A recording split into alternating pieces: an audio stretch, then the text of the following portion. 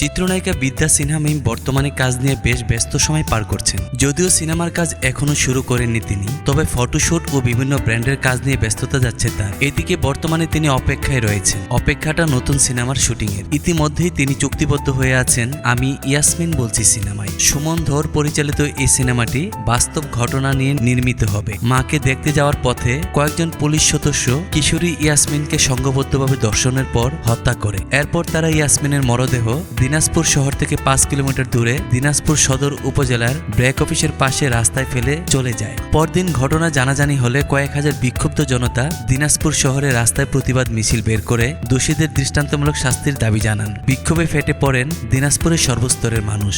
সে সময় শহরের বিভিন্ন স্থানে নির্বিচারে গুলি চালায় পুলিশ। ফলে সামু, কাদের ও সিরাজ সহ নাম না জানা 7 জন নিহত হন। আহত হয় 300-রও বেশি মানুষ। এমন ঘটনা দেখা যাবে আমি ইয়াসমিন বলছি শিরোনামের সিনেমায়। মিম বলেন, সত্য ঘটনা নিয়ে নির্মিত ছবির প্রতি আলাদা একটা আগ্রহ থাকে সবারই। একজন অভিনেত্রী হিসেবে আমারও সেটা রয়েছে।